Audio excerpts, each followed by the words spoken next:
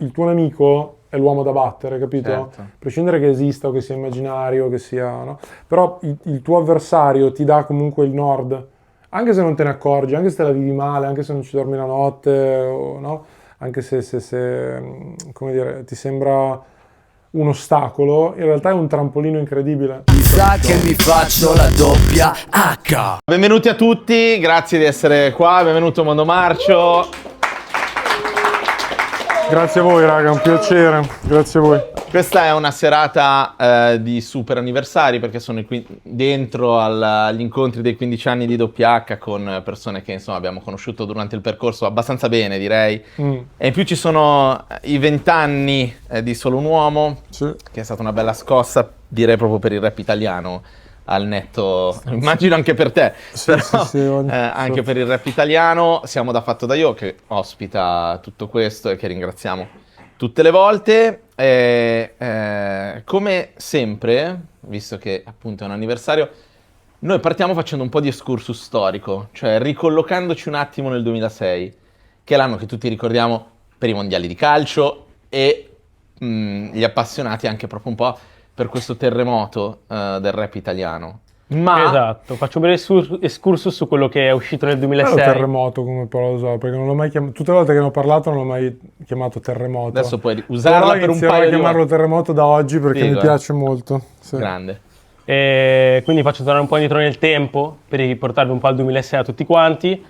Nel 2006 c'è stato il lancio di Twitter, la nascita di Spotify, l'uscita della Play 3 e della Wii, l'Italia vince il mondiale, YouTube esplode definitivamente e tu esci con Solo un Uomo, appunto, con questo. E io le ultime due cose le ho viste sempre molto collegate, anche perché il videoclip ha totalizzato 20 milioni di views.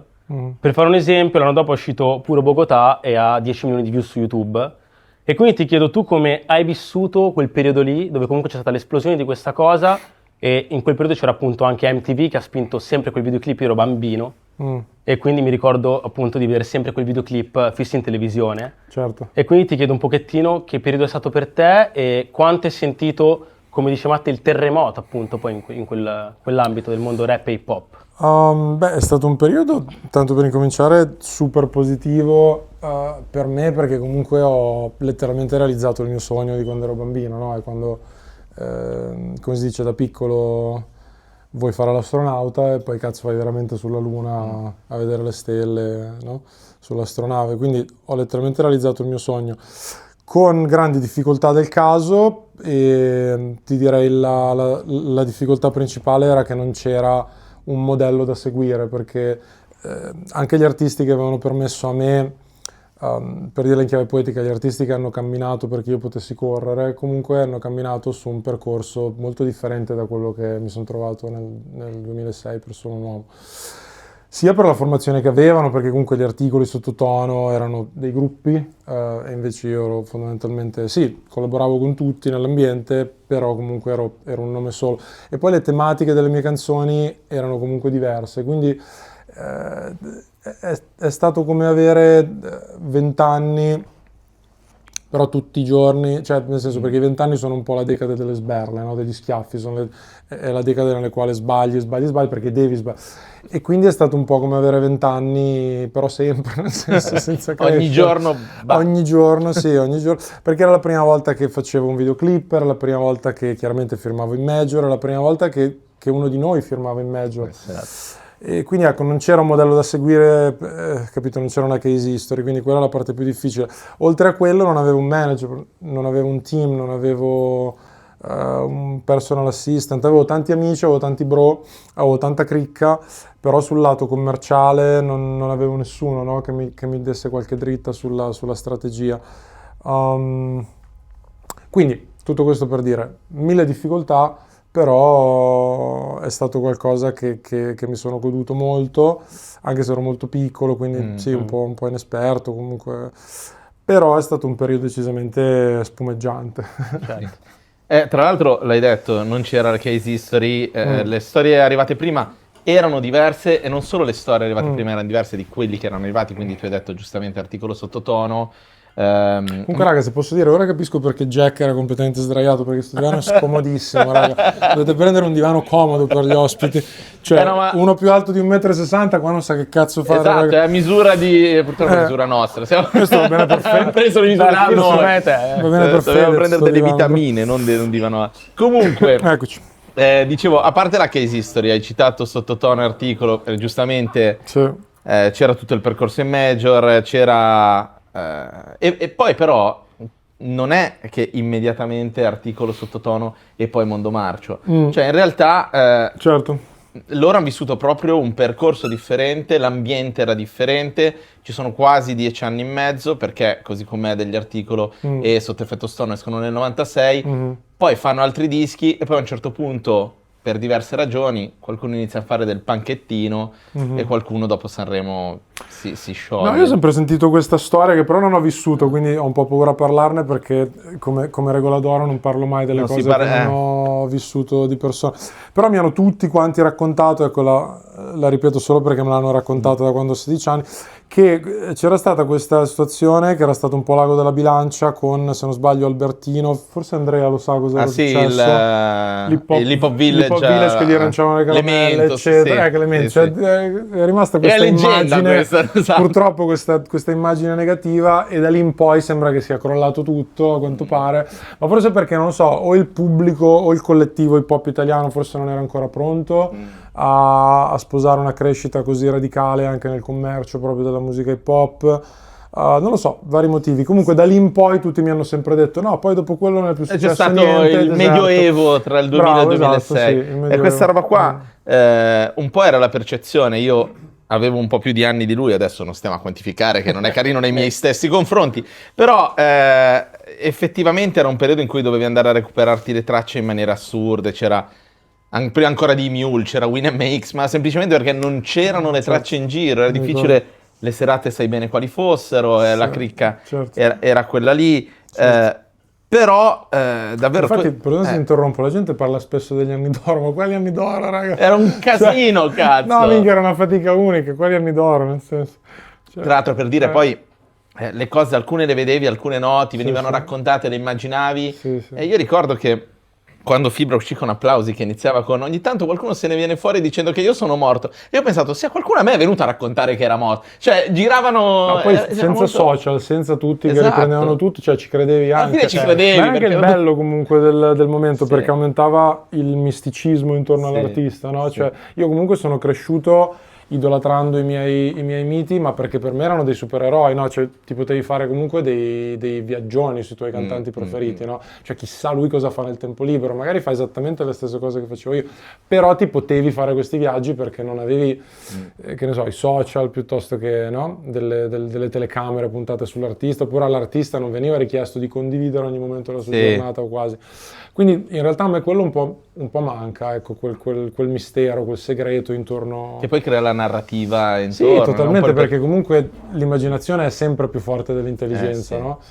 Non c'è limite all'immaginazione, mentre invece alla realtà percepita, sì, nel senso i limiti sono molto visibili per la realtà percepita. E cambia anche il rapporto con i fan, forse, questa cosa, perché nel momento in cui i fan sanno tutto quello che fai, Sì, cioè no, io anche non sono viene un meno il fan di mito della quella- leggenda, viene No, meno io non questa sono cosa. decisamente... Beh, come si può vedere dai miei social, direi, Sì. il mio management spesso mi riprende su questo, ma come si vede dai miei social non sono un fan della condivisione costante, ma per niente proprio. Certo. Ecco, questa cosa sicuramente poi è arrivata anche in un altro momento, e forse viene da dire con un'altra generazione. Tu hai detto in quel momento lì non c'era una strada, sei stato tu e poi qualcun altro a aprirla, ma si contano letteralmente su metà dita di una mano. Siete pochissimi. Milano ha avuto un peso centrale in questo, forse perché ci sono le label, forse perché c'era una scena pronta. Ce la racconti un po' dal tuo punto di vista la Milano di quegli anni lì, in cui comunque c'era anche gente che ha condiviso poi con te, magari non proprio accanto, ma cronologicamente, i primi passi di questo percorso un po' più allargato, però era un po' più grande di te. Proprio cioè, No, tutti erano più grandi di me, Esatto. tutti, cioè ero il più piccolo di tutti, sì, sì, assolutamente, tutti erano più grandi. Però sì, diciamo che li ho visti, come dire, ci siamo affiancati tutti, cioè da Fabri a Marra stesso, anche i Dogo li ho visti in Sì. molteplici occasioni, concerti piuttosto. Beh, ma perché comunque allora gli spazi erano pochi, gli spazi erano quelli. E che anni erano? Erano anni, come dire, che vibe c'era? Una vibe molto positiva perché comunque avevamo tutti quanti molta fame, no? E quindi lo facevi perché volevi portarti a casa un po' il tuo pezzo di paradiso, diciamo, volevi portarti a casa la tua fetta, la tua riconoscibilità, la tua credibilità, no? Cioè, diciamo che l'input, non voglio dire che era più puro, perché non c'è niente di male con un ragazzino oggi che vuole fare rap cioè per cuccare di più. Io volevo fare rap per cuccare di più, al 100%, ma io come tutti. Però ecco, mancando tanto rumore intorno, diciamo che c'era più selezione all'inizio. Adesso la selezione è dopo. In realtà si dice tanto che prima, dopo, secondo me sono tutti un po' castelli mentali, alla fine la selezione c'è ancora adesso e anzi forse c'è ancora di più adesso, solo che prima la facevi prima la selezione, Sì. cioè prima chi andava su un palco era perché ci dovevi credere fino alla morte, perché proprio no, era proprio la tua cosa, che proprio non ci dormivi la notte, dici no, io devo fare le rime, perché sennò era troppo uno sbattimento Ma per forse farlo. sì, ma forse poi sai, il pubblico era meno numeroso, però era anche più Il pubblico era più attento. bacchettone, Sì. adesso non ti fanno passare niente, però finisce nei commenti, quindi è come dire che finisce nel nulla, no? Sì. Invece ai tempi, no, ai tempi pestavano, sì, altro che, ma anche fisicamente c'era proprio no, seriamente c'era un gatekeeping molto pesante, Sì. cioè tante volte io comunque, sai, con uno stile un po' diverso dal solito, col duraghi, vestiti larghi all'americana, tante volte mi hanno detto l'americano lo fai a casa tua, e, cioè se ti vedo vestito così ti meno. Rischi. Sì, era proprio una roba, sai, proprio un po' gli schiaffi in piazza di quelli più grandi, no? Era molto quella vibe lì, c'era ancora quel gatekeeping lì. E in tutto questo, poi quando le cose hanno funzionato, quel tipo di scena, come ha reagito nei tuoi confronti? Bene, perché fondamentalmente è stata una vittoria di tutti, cioè sia che ce ne accorgessimo subito oppure un po' dopo, comunque ci sono aperti dei canali che non ci saremmo mai sognati, dei palchi che non ci saremmo mai sognati, cioè incominciare da festival bar, passando per festival con decine di migliaia di persone, anche MTV. Sì, cioè comunque MTV in piazza ha fatto 100 e passa 1000, voglio dire, a Milano, eccetera, quindi cioè, era impensabile arrivando dall'hip hop italiano, no? Quindi è stata una vittoria per tutti. No, positivamente. Allora, sono successe poi un sacco di cose. Noi abbiamo iniziato 15 anni fa a raccontarlo in radio, l'hip hop italiano. Anche lì, 15 anni fa, noi pensavamo, cazzo, siamo in un momento rispetto il famoso medioevo dei primi anni 2000. Noi 15 anni fa pensavamo, cazzo, più forte di così non potrà mai andare la roba, perché adesso, e invece no, proprio è evidente che le scale sono cambiate, le scale con le quali misurarsi. Tu hai fatto un sacco di roba in questi 20 anni, perché hai fatto uscire 2 libri. Tra l'altro, 2006-2016. quindi sembra che ci sia 2026. questa cadenza Esatto, decennale, no, esatto. nell'hip hop italiano, perché se pensi a quello che è successo nel 2006 e nel 2016, questo è il 26. Dici che Sfera è stato un po' il mondo marcio del 2000. Ok. Non l'ho detto io, l'hai detto Però, cioè, chi dai. è che è uscito nel 2016? Certo, Cioè, è uscito è mio un po' cugino. quella ballotta lì. Sì, Diciamo sì, che, ecco, ballotta è un termine che Certo. penso non abbiano mai usato loro, però Certo. un po' quel giro lì. Forse questa roba me la disse Salmo, la musica ogni 10 anni ha un momento di ripensamento. Questo carica questo 2026 delle sue belle responsabilità. Ah già, è vero, adesso dovrebbe uscire Il tuo terzo nuovo libro. Sfera. Esatto. E quindi in quei 10 anni lì tu hai avuto tanto da raccontarti in mezzo, immagino, perché riprendere in mano... 2006-2016 Sì, o 2016? 2006-2016. Ok. Com'è stato, tra virgolette, l'assestamento artistico, il tuo assestamento artistico di quegli anni lì? Cosa intendi per assestamento? Nel senso che arriva il terremoto Sì. e poi immagino che ok, come mi sono la cosa... stabilito? Sì. Beh, se ti devo dire la cosa che mi ha aiutato molto è stata intanto fondare la mia realtà discografica. A prescindere da quanti artisti ci puoi firmare, da quanto la puoi espandere, comunque avere un'unità che ti appartiene per me è stato molto importante, ecco, per trovare la mia diciamo solidità, no? Poi specialmente comunque adesso non so quanti ragazzi fanno il mio stesso lavoro qua tra il pubblico, però è un ambiente estremamente volatile, è un ambiente estremamente etereo, quindi più, almeno per la mia personalità, più ancore riuscivo a mettere, più sicurezze riuscivo a mettere, visto che ce ne sono veramente poche, e più mi ha aiutato questa cosa. Quindi fare la mia etichetta sicuramente è stato un plus, è stata una cosa necessaria. Poi trovare il mio manager nel 2010, Simone Napoli, sì, perché ho detto 2006-2016, quindi trovare Simone Napoli nel 2010, mi sembra che ci siamo conosciuti, è stato sicuramente una cosa essenziale, indispensabile per me. Cos'altro? Beh, sai, comunque poi si naviga a vista, nel senso che l'esperienza è estremamente necessaria in un ambiente così volatile, quindi più passano gli anni, più ho imparato a stare comodo nella scomodità. Questo è uno di quei lavori nei quali devi imparare a essere sicuro nell'incertezza. Certo. E poi invece arrivando al 2016, come hai vissuto questa nuova scena trap? Come hai preso la situazione? Se hai provato anche tu a buttarti in quella nuova scena trap, oppure se invece sei rimasto un po' su quello che facevi precedentemente? No, beh, ma come si può sentire dai miei album, dalla mia discografia, non sono saltato sul treno della trap, perché non sono mai stato un fan di, diciamo, rincorrere l'ultima moda, no? Ma non tanto perché la trap non mi sembrasse interessante, ma tanto perché non mi sembrava qualcosa che mi apparteneva veramente, no? Cioè la trovavo qualcosa che veniva molto naturale a chi aveva 17-18 anni in quel momento e aveva determinate cose da dire o da non dire, cioè magari voleva fare pezzi più divertenti, che ne so, alla, come si chiama il socio di Sfera, come si chiama, Canaglia? Draft, no? Cioè, Sì, capito? sì. Cioè, che magari volevi fare musica per divertirti, presa bene, alla Draft, no? E quello non era il mio stile, cioè il mio stile comunque è quello di Sono un uomo, no?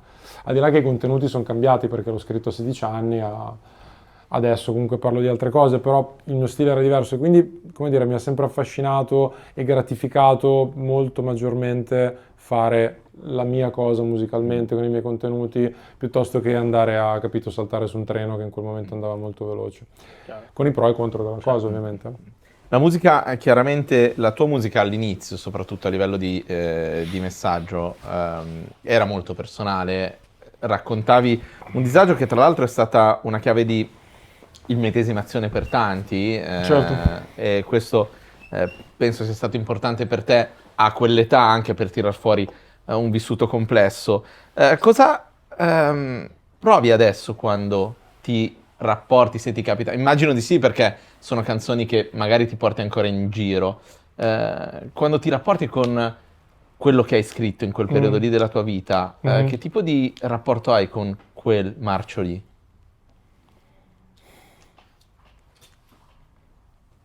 Ma è molto difficile risponderti onestamente, anche se potrei dirti molte risposte di circostanza, perché ho notato questa cosa negli anni, che nel momento in cui pubblico una canzone non mi appartiene più. Non so se riesco a spiegarmi bene riguardo a questa cosa. È come molto un lasciare difficile. andare. È totalmente come un lasciare andare, perché nel momento, specialmente le canzoni più famose, perché quando vedo e sento e percepisco tante persone che le cantano, si percepisce che le fanno loro.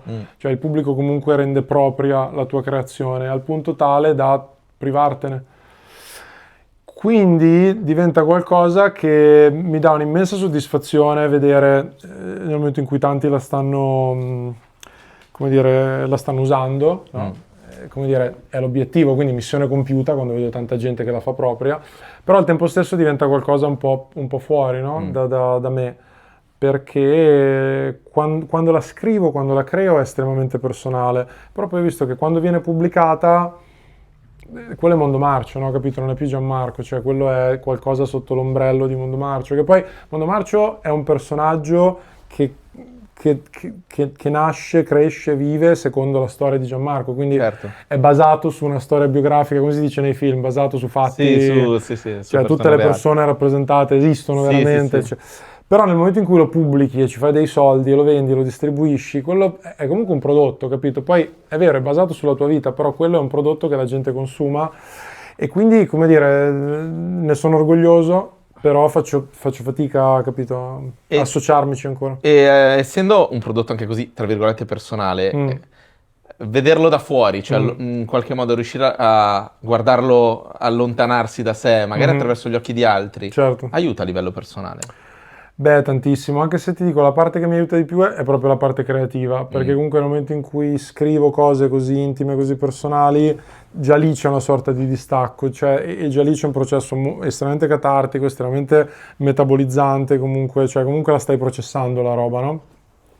Quel groppo che c'hai comunque nello stomaco, nel momento in cui lo scrivi, lo stai un po' ridefinendo, no? Cioè stai riraccontando la storia, però attraverso i tuoi occhi. E quindi in quel momento tutto ha più senso, no? Cioè tutto quello che era caotico, confuso, minaccioso, pericoloso, difficile, nel momento in cui tu lo scrivi, e lo scrivi, ai tempi scrivevo con la penna che a livello psicologico fa molto bene, stai ridefinendo un po' le regole della realtà che ti viene proposta, quindi è estremamente utile, sì. Non scrivi più con la penna? No. Ho una calligrafia terribile, mi vergogno Non riesci a un po'. rileggere. È orribile la mia calligrafia, perché come tutte le cose quando smetti di fare esercizio si Lo atrofizza perdi. poi, Sì, sì. quindi scrivo veramente male purtroppo.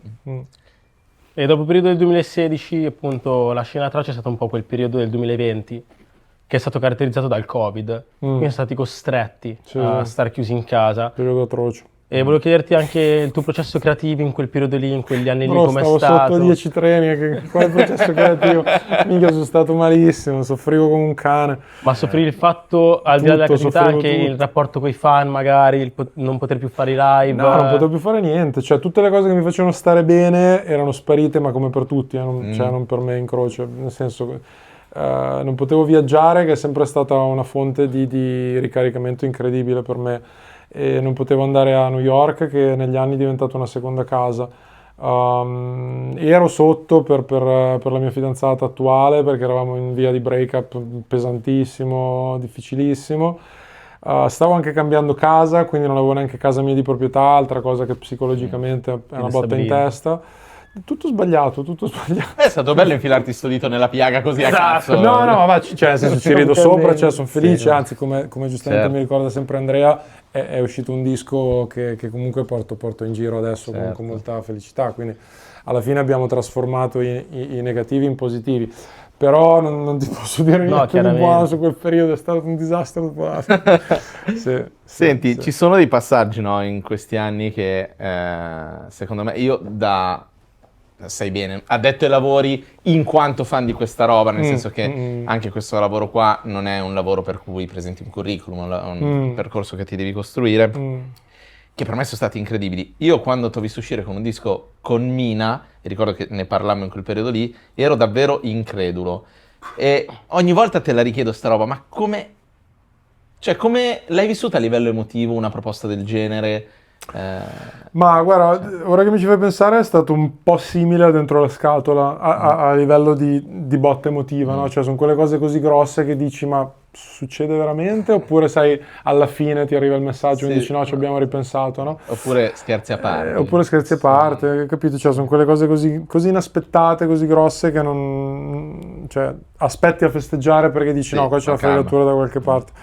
Dopo che ho realizzato che era veramente a bordo di questa cosa che mi aveva proposto, ero più su che al settimo cielo, ovviamente. Certo. Sì, no, è stata un'esperienza meravigliosa, ma anche conoscerla, anche per quel poco che ho avuto la fortuna di conoscerla, no, sono davvero un privilegiato da quel punto di vista. Hai qualche ricordo un po' magari aneddotico, non so? Beh, la sessione in studio con lei è stata culto, voglio dire, cioè da lei che comunque non doveva esserci e poi si è girata la poltrona, tipo il cattivo di James Sì, Bond, col no? gatto. Col gatto, Esatto. mancava il gatto, tipo ciao Gianmarco, io che non sapevo cosa dire. Ok. Proprio completamente ammutolito, proprio ciao, Sì. che poi non sai dire ciao, cioè, non sai cosa devo dire. Buon salve, sì, quelle cose di... Buon salve. Buon salve. E tutto, no, ma poi soprattutto lavorare insieme a Mina in studio mi ha insegnato un sacco di umiltà, è stata proprio una doccia di umiltà, vedere lei com'è così curiosa e com'è così umile, e mi ha fatto appunto considerare quanto dovrei esserlo io, se una come lei è così umile, così in punta di piedi sulle cose. Una scuola incredibile, e dal punto di vista umano, comunque vedere che comunque dopo tutto quello che ha fatto lei, potrebbe dedicarsi a fare qualsiasi altra cosa, comunque vederla motivata, curiosa, sentirle dire provo a fare un'altra take, magari viene meglio, quando lei è famosa per tutti quelli che conoscono un pochino di musica, che lei è quella della buona alla prima. Sì. Anche lì, se volete vi racconto un segreto, Mina è diventata quella della buona alla prima, sia perché è stata benedetta dagli dei con il dono Certo. della voce che ha, ma anche perché, mi raccontava suo figlio, non me l'ha detta lei questa cosa, lei provava all'infinito. Quindi poi Provava, arriva grande. Quindi quando arrivava in studio non era la prima, era la 200esima. Certo. Era la 200esima, però arrivava in studio e faceva buona la prima, e al tempo stesso trovarmi in studio con lei e sentirle dire provo a farne un'altra take, magari questa ci viene un po' così e cos'ha, capito, fatto da una dea della musica come lei, mi ha fatto riflettere, ecco, quindi come diceva Steve Jobs, no? Sempre affamati, sempre curiosi. Allora, New York hai detto, come legame. Io però vorrei rimanere un attimo alla musica e ti chiedo, cos'è che ti ha portato verso il rap all'inizio e che tipo di legame hai adesso col rap e con l'hip hop? Dopo anni, Ma no? quello che mi ha Se portato- cambia magari con l'età questa roba. Sì, sì. Quello che mi ha portato all'hip hop all'inizio penso fosse, come forse tanti altri artisti, una situazione di disagio, una situazione di difficoltà o comunque di terremoto interno che dovevo in qualche modo risolvere, e quindi questa valvola di sfogo è stata totalmente salvifica per me. Quindi questo mi ha portato una sensazione di essere irrisolto nella vita, nella psiche, nell'animo, che cambiava e che si spegneva, un po' questa voce incessante, di pressante nella testa, che diventava completamente silenziosa nel momento in cui prendevo in mano una penna, oppure lavoravo a una produzione musicale, o facevo freestyle ai tempi, o comunque scrivevo, no? Era un modo per canalizzare la mia energia in maniera positiva e sana, e anche stare lontano da tanti giri che chiaramente non mi avrebbero portato a fare nulla di buono. Quindi questo mi ha avvicinato alla musica all'inizio, e mi sono accorto, probabilmente per mia fortuna, che è ancora così. Cioè mi sono accorto che comunque le settimane nelle quali non riesco a creare sono sempre le settimane peggiori della mia vita. Sono sempre le settimane in cui sto peggio, le settimane in cui sono più negativo, più aggressivo. Invece creare è veramente una dipendenza estremamente positiva. C'è qualcosa che ti stimola un po' di più la creatività, magari anche ascoltando pezzi di altri o facendo riferimento magari ad artisti americani, magari? C'è qualcosa che ti aiuta? Ma mi stimola la creatività, prima di tutto, altre persone creative, che non vuol dire che devono fare per forza gli artisti, ma persone che hanno, come dire, una testa vivace, che hanno un cervello vivace o un animo vivace, comunque che hanno un po' di movimento dentro. Ok. Su uno o più livelli. Sicuramente altre persone sono stimolanti da quel punto di vista. E poi, ti direi la vita in generale, cioè per assurdo il Covid, che è stato un periodo più nero della peste, comunque nel bene o nel male mi ha motivato a buttare fuori, ecco. Quindi ti direi la forza vitale, ecco, quando succedono cose, quando succede roba, anche brutta purtroppo. Infatti Troisi diceva sempre: io non voglio stare male d'amore, io piuttosto, se non vado d'accordo lascio, perché gli unici che ci guadagnano qualcosa sono i cantanti, che scrivono una bella canzone e poi ci guadagnano. Esatto. Effettivamente noi siamo gli unici che guadagnano quando le cose Nella sofferenza. guadagnano, nel senso, cioè esatto. che abbiamo la possibilità di trasformare in una creazione anche i momenti difficili. Quindi ti direi la vita, cioè questo è suonare banale, però è la verità, perché quando qualcosa ti impatta a livello emotivo, allora hai un bagaglio che puoi trasformare in una creazione. Anche Tenco credo dicesse: quando sto male scrivo, quando sto bene esco. Per cui Non è sbagliato, sì, Sì. mi ci ritrovo, sì. parlavi di viaggi prima, della loro importanza. C'è qualche viaggio che ricordi in particolare, stante di New York, però insomma, qualche viaggio che rifaresti o di cui ogni tanto provi la saudade, qualche luogo di cui ogni tanto dici piacerebbe essere lì ora? Parti dal presupposto che non sono, per personalità o per scelta, non saprei dirti come mai, ma non sono la persona più anche se si direbbe il contrario, da tanti pezzi che ho scritto, ma non sono la persona più malinconica. O meglio, ce n'ho tantissima di malinconia interna, ma è una sorta di malinconia esistenziale. Ok. Nel senso che non guardo indietro agli anni passati o esperienze passate e dire mi piacerebbe fare quella cosa lì che ho fatto quella volta. Nel senso che non mi mancano, perché cerco di farne di nuovo. Però Ma sto pensando, sono stato in un sacco di posti meravigliosi, da Malibu, la California è un posto meraviglioso. Non saprei. Cioè, la domanda è se Insomma, rifarei anche a certe livello, cose. sì, se ti mancano, o se c'è un viaggio che magari a livello di esperienza Sì. ti ha lasciato qualcosa. O, Beh, New York è stata una scuola incredibile, però Sì. mi dicevi tolta New York. no, vabbè, magari anche... No, New York è stata una scuola di vita incredibile e lo è tutte le volte che ci torno. Adesso purtroppo è un po' che non riesco a tornarci perché sto seminando qua. Ma ti direi da tutti i viaggi ho imparato qualcosa. Perché comunque ho notato che si attiva una parte del cervello completamente dormiente quando sei in patria o quando sei nello stesso luogo per più di un tot, più di un tot di mesi. Invece appena proprio prendo in mano la valigia e salgo e prendo il taxi per andare all'aereo, si accende proprio una parte del cervello che dorme sempre. Già soltanto quella è una scuola di vita, è una scuola di proprio evoluzione, no? Quando ti muovi, quando sei in movimento. Ma perché è nella nostra programmazione, cioè noi non siamo fatti per stare... Cioè anche se abbiamo cercato comunque la sicurezza, comunque non siamo fatti per stare fermi, siamo fatti per stare... in movimento. Assolutamente. No, tutti i miei viaggi mi hanno insegnato qualcosa, da Parigi a Londra, da Lanzarote che ci ho fatto un pezzo, le Lanzarote Canarie incredibile. sono diventate il mio angolo di mondo felice da un po' di anni. Ci sono tanti posti che vorrei vedere, l'Africa tanto per incominciare, il Giappone, ci sono tanti posti dove non sono stato che vorrei andare. Poi non è proprio il periodo storico ideale in questo momento per muoversi. Questo, vabbè. però Pazienza. Passerà anche È questo. quello che facciamo purtroppo, Esatto. dalla notte dei tempi facciamo Esattamente. questo. Esatto, facciamo questo. Prima davanti di ai proseguire con le domande, magari anche dal pubblico così, c'è un momento che facciamo con tutti gli ospiti. tempi. Sì, poi ne ho ancora un paio, Sì, certo, certo. Che è il momento cazzata TikTok. Ok. E questa volta con te abbiamo preparato praticamente una serie di album che sono usciti dal 2006 ad oggi. E chi vince regna, quindi ti proporrò sempre due A album. coppia. Ah, esatto, ok, a coppie. ok. Però non tanto in base, ma in base a quello che secondo te ha rivoluzionato Ok, e poi la tipo- scena hip hop. Ah, ok. Che ha inciso, sì. Quindi che hanno ha inciso lasciato un di più. impatto. Esatto, esatto. Tosto, eh. Ci siamo? Comunque, ok, quindi quando mi dici quello nuovo devo dire se batte quello Esatto, prima. Ok. esatto. Partiamo Presenti esclusi perché si parte ovviamente Esatto. da Sono un uomo. Ok. del 2006. Ok. E tradimento di Fabri Fibra o penna capitale dei Dogo? Sai che non so risponderti perché Cominciamo bene. troppo cassato fortissimo. subito. L'altra volta poi sei arrivato in fondo che ha metto le ripercorso mani con avanti, Jack. metto le mani avanti. Io per top 5, top 10, piuttosto che sono proprio il peggiore, bro.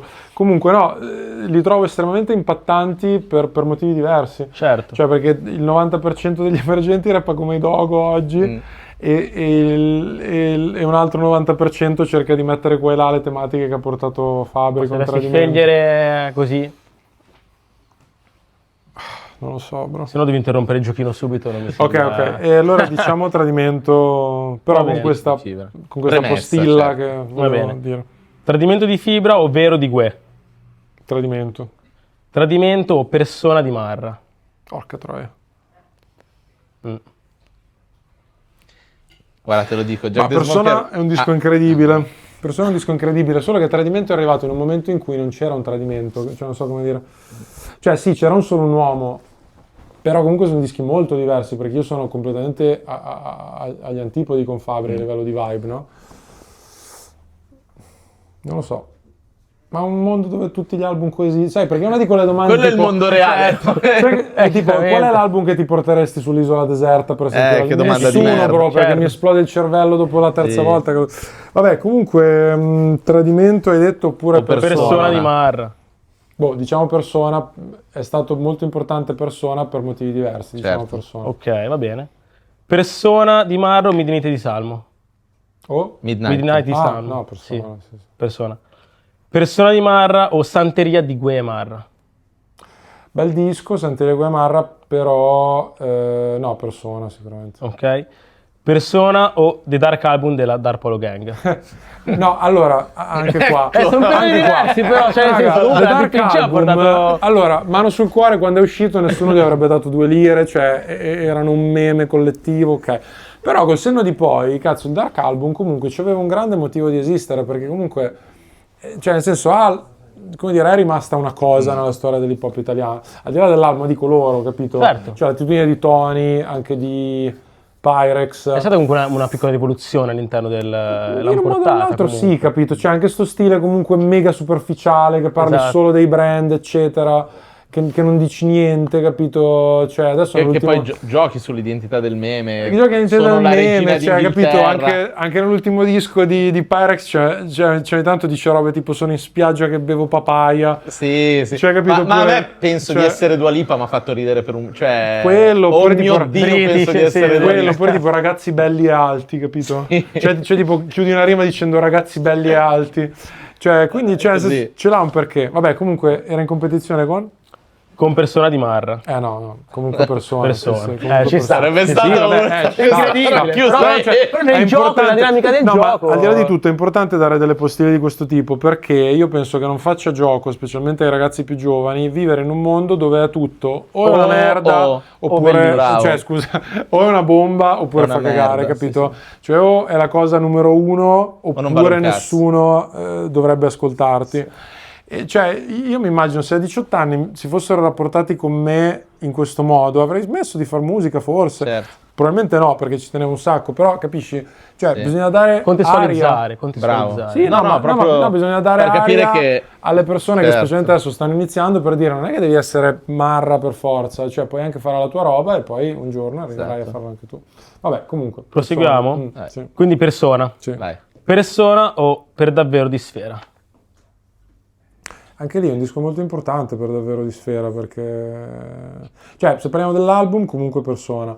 Però per davvero è un disco fondamentale perché senza quel disco lì... Cioè, altri 150 Sfera non sarebbero usciti, quindi è importante. Quindi? No, quindi Persona. Quindi Sì, Persona, sì, sempre Persona, ok? Sì.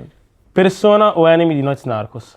Persona, Persona o L'erba cattiva di Mischilla? persona, Persona o La penisola che non c'è di Fedez? persona, Persona o Ragazzi madri di Achille Lauro? persona. Persona o Orange County di Tedua? Beh, te due spacca. Però Persona. Quando dice qualcosa di buono su un disco è sempre... È sempre, però vince Persona. Persona o Sirio di Lazza? Persona. Persona o Album di Gali? Album grandissimo, album di Gali, Grande album. grande album, nel senso che sono solo singoli, quindi ha sganciato una mina dopo l'altra, molto bravo. Però sì, Persona. Ok, Persona o Fenici di Izzy? Persona. Persona dei Globe di Kid Yugi? Bravissimo Kid Yugi, però Persona. Quindi persone. E poi Persona o Il coraggio dei bambini di Joliet? Persona, sì, sì. Quindi vince Persona, Sì, ci sì, sta. sì. Oh, grande. Allora, in tutto questo, forse l'avrei notato, e questa è una domanda che mi interessa in quanto vengo da questa città. Tanto di quel terremoto e di quello che è successo poi negli anni, comunque è passato per Milano. Milano, quando tutto è iniziato, le scene delle città avevano un peso, cioè arrivare da Torino voleva dire avere un'identità, parecchio legata magari al freestyle, arrivare da Napoli voleva dire averne un'altra con un altro suono, arrivare da Roma un'altra cosa ancora, Bologna, cioè eravamo ancora un po' figli di quella Italia che si spostava nelle gemme, si trovava lì e magari portava i suoi suoni. Milano è uscita con tante cose in questi 20 e 15 ultimi anni e con tante personalità. Avete fatto un cammino un po' fianco a fianco, alcuni di voi. Prima nominavi Mare, Dogo, Fibra ovviamente arriva da un percorso diverso, però da qui arriva Sfera, da qui Cinisello per la precisione perché ci tiene, però da qui arriva tanta della gente che abbiamo nominato. In uno, anzi praticamente nel tuo ultimo singolo, citi anche Marrakesh dicendo che un giorno vi chiarirete. Com'è fare il percorso spalla a spalla con questo tipo cito di... Gue, che dico Gue. che un giorno ci chiariremo. Gue, Con Marra ok. ci siamo già chiariti. Esatto, Sì, bravo. Sì, ci siamo già messaggiati. Insomma, com'è stato... Bravo. Tipo la mamma, bravo che non litighi più. Bravo, era lì bravo, con bravo. mamma. Bravo Marco. Non litigate. Vi prego che poi che mettete in difficoltà. No, com'è stato fare un percorso spalla a spalla con persone del genere nella stessa città, in un ambiente in cui la città conta così tanto? Beh, ti dico, quando ero ragazzino tosta, molto tosta, perché comunque già che ti rapporti con gente che ha tutta 10 anni più di te, è una mazzata, cioè psicologicamente a 16, 17, 18, 20 anni, sono tutti con 10 anni più di te, tosto, molto molto tosto. Col senno di poi una grande benedizione perché comunque negli anni, per me come per chiunque altro, i tuoi avversari, la tua competizione sarà la cosa più utile e soprattutto più costante che avrai sempre, no? Perché comunque gli amici cambiano, i partner cambiano, le collaborazioni cambiano, però il tuo nemico è l'uomo da battere, capito? Certo. A prescindere che esista o che sia immaginario, che sia, no? Però il tuo avversario ti dà comunque il nord, anche se non te ne accorgi, anche se te la vivi male, anche se non ci dormi la notte, no? Anche se, come dire, ti sembra un ostacolo, in realtà è un trampolino incredibile la tua competizione. Quindi il fatto che sia sfidante come ambiente La è cosa stato migliore che importante. ti può succedere, ma a tutti i livelli, anche a livello biologico, cioè proprio a livello neuronale, il fatto di avere qualcosa che non riesci a fare è la cosa migliore che puoi far fare al tuo cervello, no? Certo. Infatti l'atrofizzazione del cervello avviene quando smetti di imparare. Due cose rapide, poi io chiuderei perché se vuoi abbiamo qualcuno che magari vuol chiedere qualcosa al pubblico. Una roba è la nuova scuola, citavamo Kid Yugi, c'è un ritorno post-trap abbastanza al rap. Sì, Anche appunto da suonare tecnicamente paradossale, quasi. quasi paradossale, Sì, no? Sono stati Però anche lunedì al live di LA, per esempio, al Certo. Alcatraz, Incredibilmente e ha fatto hip un'ora e hop. mezza di rap proprio dritto. Certo, sì. sì, cioè baggy, Sì, sì, poca sì, scenografia sì. Esatto. Sì. e tanto hip hop. Sì. Come tu hai detto, è Non paradossale. chiedermi come mai, perché è No, come te la paradossale. stai vivendo? Cioè, nel senso, Bene, questo no, figurati, ritorno però alle- non mi spiego come può un ragazzo di 18 anni. D'altro canto in America c'è Cioè, stata non come può, Griselda, nel senso che è una cioè, figata, nel sì, senso però Griselda c'hanno tutti 40, 45. sì, chiaro. c'hanno Però è 18 vero, anni. però non è che hanno quella roba un po' Poi da sì, lo da fanno vecchi, adesso, però c'hanno 40 Sì, e certo. 50, cioè comunque sono Sì. ragazzi cresciuti. Mm. Ah. E Quindi come vedi non il si futuro? spiega. No, non si In spiega. Beh, Italia... allora, se devo trovarti una motivazione, io penso che comunque se uno cioè, allora, in generale nella vita il troppo stroppia di qualsiasi roba, anche del dolce più buono, anche della Sì. mia torta preferita, la cheesecake con le fragole. Se me ne mangio una torta intera, poi mi Sì. rompo le palle, ok? Quindi probabilmente anche di questa vibe che è iniziata nel 2016 del guarda l'orologio, guarda la tipa che mi scopo, guarda la scarpa, guarda questo, guarda quest'altro, cioè dopo un po' il flexing rompe i coglioni. E quindi magari uno vuole ritornare a come dire, un genere dove sono i contenuti a guidare e un po' meno la cornice, no? Come era negli anni 90, dove dovevi fare, cioè Dovevi, l'attitudine era Sì, diversa. È l'unico motivo, capito? Perché magari è stato fatto un po' troppo di quella roba lì e adesso c'è una necessità di quella roba là. Però io sono sempre stato l'idea che una cosa non esclude mai l'altra. Certo. Infatti, secondo me, la cosa figa di questo momento è che anche il flexing, in realtà, tecnicamente è tornato un po' sui 4/4, il terzinato c'è un po' meno. Comunque oggi fondamentalmente puoi fare molto più quello che vuoi, perché alcune strade sono state aperte, altre lo erano già e stanno un po' tornando, anche a livello di ascolto. Si può andare un po' dove si vuole. E poi io chiuderei qua, non so se tu hai altre domande, ti faccio questa domanda qua. L'ultima volta che ci siamo beccati mi hai detto, c'è un po' la sensazione che questo rap sia un gioco per ragazzi, da giovani uomini, da giovani donne anche. Come mai non riesci a scrollartelo di dosso? Ma io come ti dicevo prima ne ho proprio bisogno di questa cosa e l'ho capito più negli ultimi anni che da quando ho iniziato. Scusa, immaginavi a quest'età di continuare a fare sto lavoro? Beh, però comunque ho 39 anni, non ce ne ho... Io ti ringrazio perché ne ho 41 e mi sento... no, però dai, cioè- io allora ti spiego, perché c'è un tuo collega che si chiama Clementino, che Sì. qualche anno fa mi disse, però io devo capire cosa farò nel futuro perché un rapper di 40 anni in Italia non si è mai visto. Che è anche... No, beh, Marra Adesso sì, Ok, adesso ok. sì, Sì, chiaramente. sì. No, secondo me beh, ma come dire, the clips piuttosto che... Beh, Jay-Z, voglio dire... Vabbè, Jay-Z non rappa praticamente più. Come si chiama? C'è un rapper di Atlanta che ha tipo 57 anni, pushing 60 e Sì. comunque spacca. No, secondo me l'età non è necessariamente un gap così... Allora, devo fare una precisazione, dipende cosa fai. A meno che non si reinventa completamente, uno come Draftgold faccio fatica a immaginarmelo a 50. Ma perché il suo stile è legato a uno stile di vita che è prettamente di chi ha 20 anni, ok? Giovanile. Quindi se vorrà uno come Draft con quella vibe lì a 55-60 anni fare musica, chiaramente deve essere declinata su quel range. Però Mondo Marcio, voglio dire, per come scrivo le canzoni, cioè se ti scrivo una Questo cuore, queste stelle a 58 anni è tutto giusto. Io su questo sono pienamente d'accordo. Penso che, come si diceva in questa stessa occasione con Jack the Smoker, siate però anche un po', tu, proprio perché hai iniziato anche molto giovane, hai condiviso delle cose con dei passaggi di carriera con una generazione un po' più grande, Jack the Smoker in primis, grande Jack. che conosci molto bene. Sì. E lui dice, finalmente è arrivata anche in Italia un po' un'era degli OG.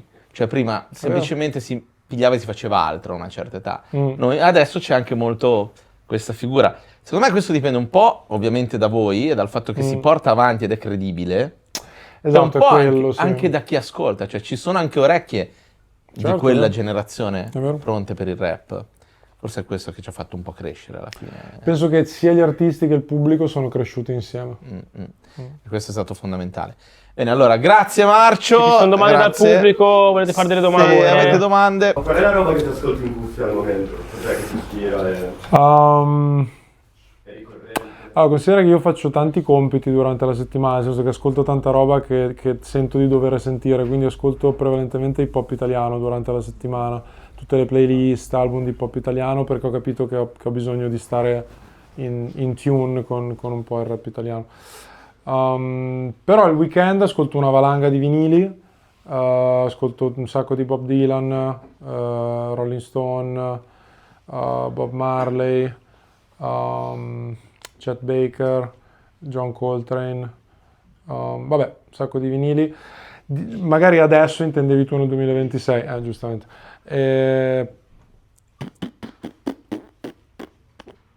Dovrei aprire Spotify per dirti qual è stato l'ultimo che ho sentito.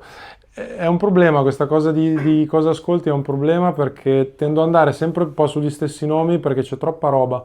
C'è veramente troppa roba, c'è troppa roba per il pubblico e per chi lo fa ti assicuro che non ce n'è di meno, anzi.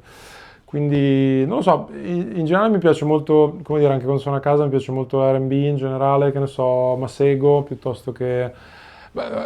Tutta la vibe africana mi piace tantissimo, Thames, sono mega fan, Wizkid, Burna Boy, bravissimo. Lato rap non saprei dirti, non sono usciti album che mi hanno veramente emozionato da tanti anni. L'ultima roba che mi ha ribaltato è stato After Hours di The Weeknd, Madonna. però 2020.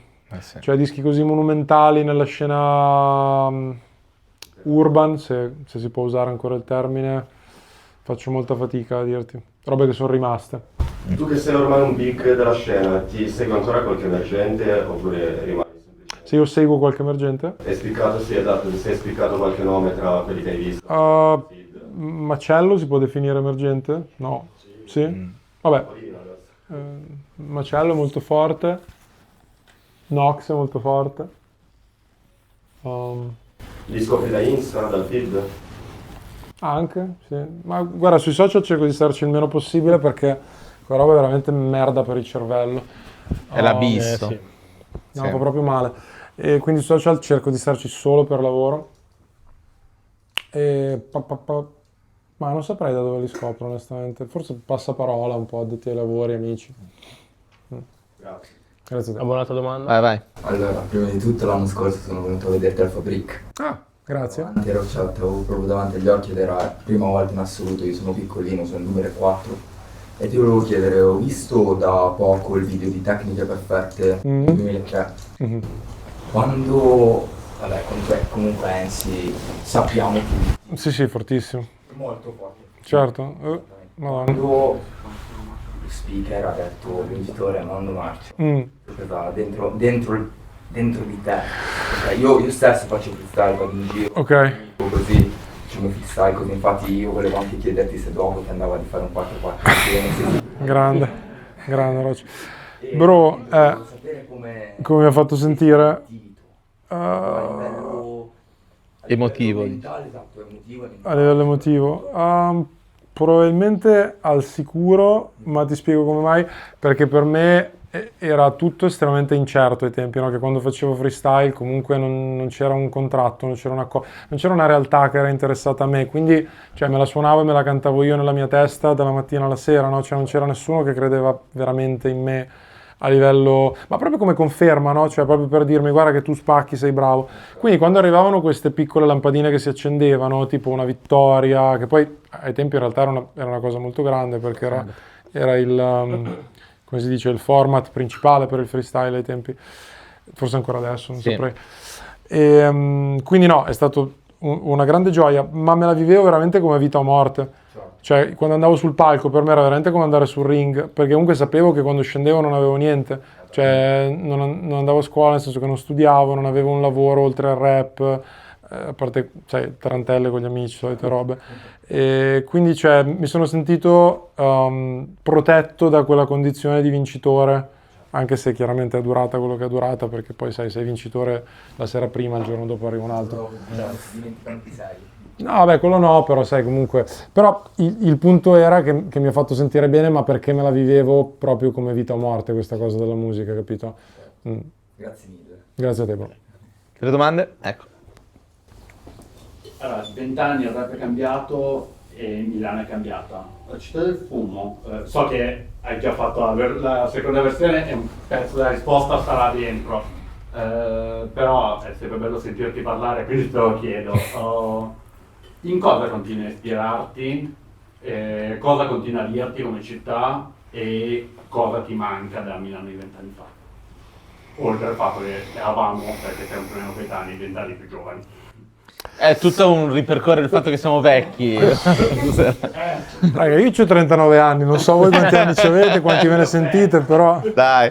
cioè, io mi sento molto in forma. Come puoi notare da questa posa geriatrica che ho assunto. No, raga, è un divano veramente disastroso questo, cioè non voglio fare il Io viziato, vorrei dire, però... ma quelli cioè- giovani non si sono lamentati. Vabbè, si vede che non c'hanno il fisico. Non so Non che c'hanno dire. il fisico. Vabbè, comunque, Milano sarà sempre nel mio cuore, però la vera verità è che quando ho scritto Città del Fumo, prima, cioè non c'era il fumo parte 2, c'era il fumo quando avevo 16 anni, ero fuori tutte le sere, veramente ero fuori 6 sere su 7 a fare, se non mattina quasi, ballotta con gli amici, piazza, serate, freestyle, cioè proprio vivevo la strada proprio tutte le sere, in macchina a fumare, cioè proprio sempre. E quindi proprio la respiravo, capito?